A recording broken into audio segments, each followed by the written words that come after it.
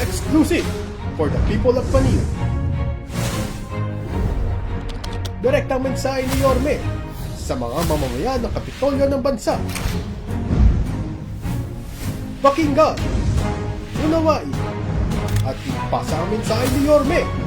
Ngayon, talk to the people!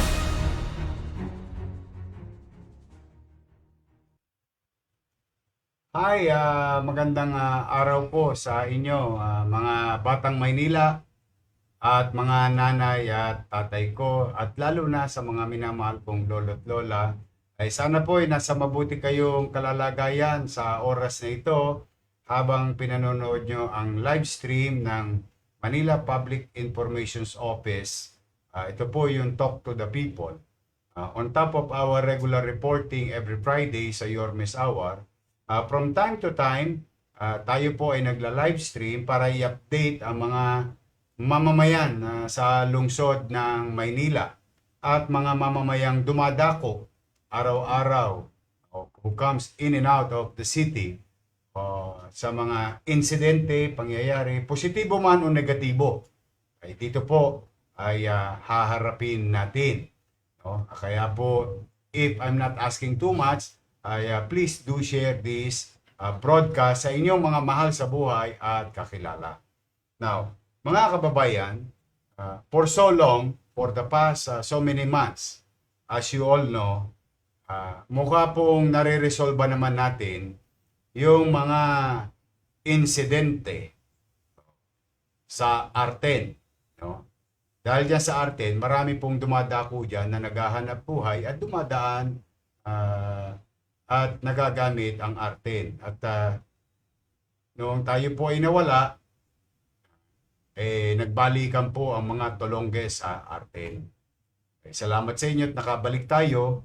Unti-unti po natin binigyan ng atensyon ang Arten. At dahil sa naman sa sipag ng ating Manila Police District at mga barangay chairman sa dakong Arten, nawawala na po halos. Wala na pong napapabalita kahit man ang panaka-naka na insidente. So, may awan Diyos. We will continue to do so. Pumanatag kayo, mga kababayan natin sa lungsod at mga dumadako sa lungsod ng Maynila. Now, itong mga Tolongges, siguro naiisip nila na mainit. Sa salitang kalsada, medyo mainit sa Arten o lipat tayo ng lugar. May isa pong insidente at maraming salamat sa isang concerned netizen. Bagay namin ipinagpapasalamat sa iyo. Ipakita mo nga yung video. Paano mga? Ayan. Kung tawagin tong Tolongges na to ay si Boy Paldo. Sabi nga nung isang netizen, sana ipinakita niya. Bagay public naman Kasi gusto kong pasalamatan yung netizen. Itong dalawang ito. Ito po ay perpendicular road sa Arten. Ibig sabihin, wala na sila sa Arten. Pero isa pang kalsada namin na dinadaanan din ng mga truck at naghahanap buhay ay yung Kapulong. Mukhang jackpot. Tama ho yung ating netizen. Paldo. Kaya lamang po, sinasabi ko sa inyo, lalo na sa mga Tolongges, tumigil na kayo. Dahil may gobyerno na sa Maynila.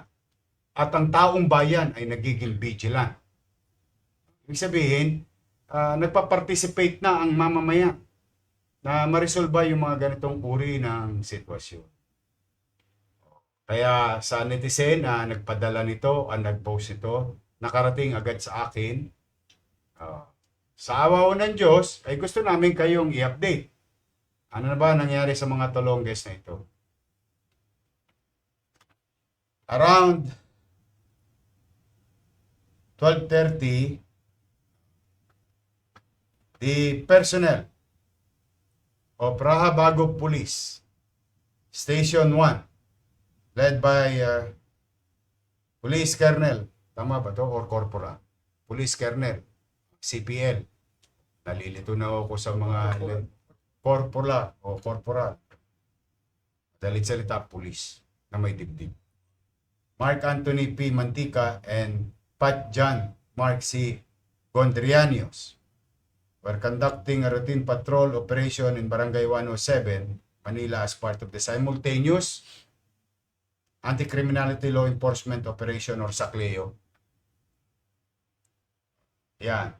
O dahil dyan, yung isa sa mga suspect at partikular na si Boy Paldo, nasa kote po ng Manila Police District. Dali nyo nga dito yan.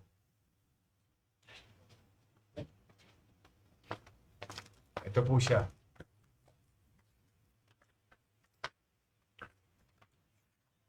Panggigigilo talaga dahil sa totoo, ako, nagsasabi na akong paulit-ulit lang. Pero sige lang, may dibdib naman yata siya. Now, mga kababayan, ito po yung suspect, si Boy Pat.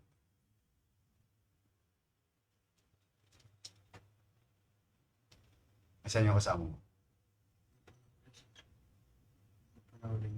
Tuga mo na. Hindi po nakita po. Kaya nga, alam mo ko saan nakatira. Tinuro ko po sa araw nun, hindi po nila.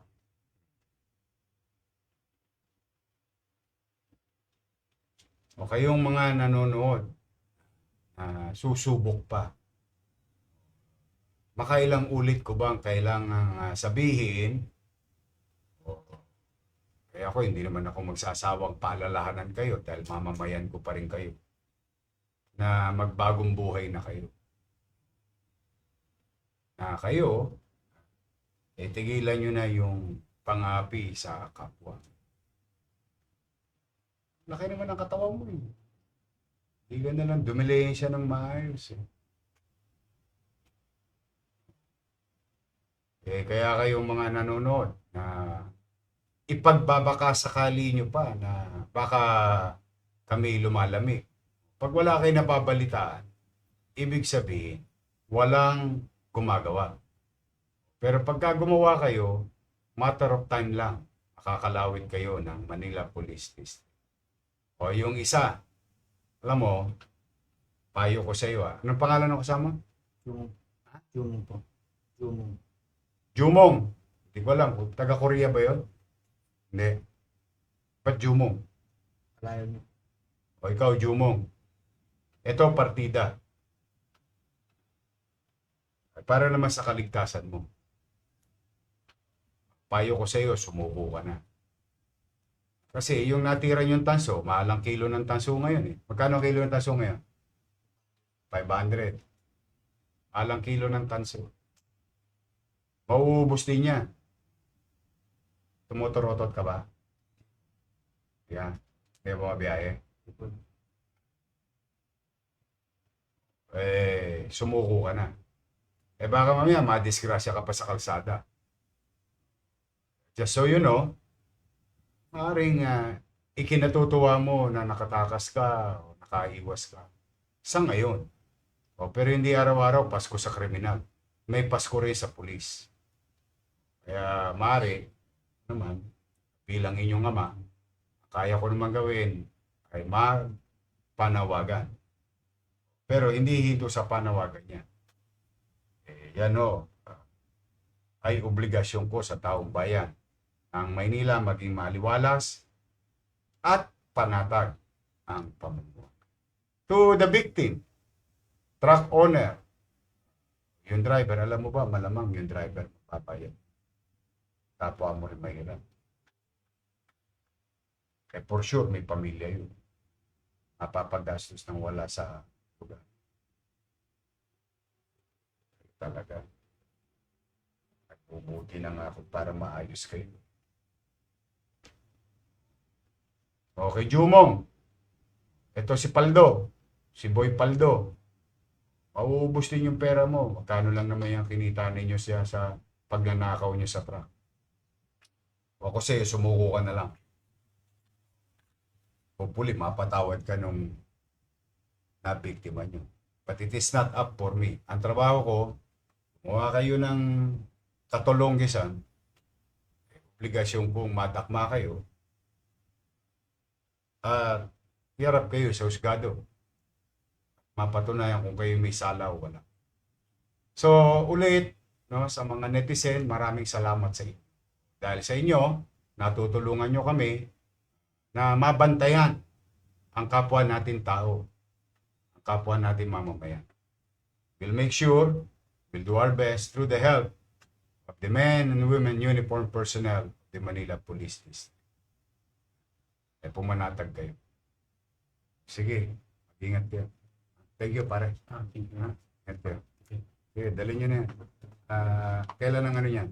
Ngayong inquest na yan. Sige. Meron po siya balik. Thank you, pare. Salamat.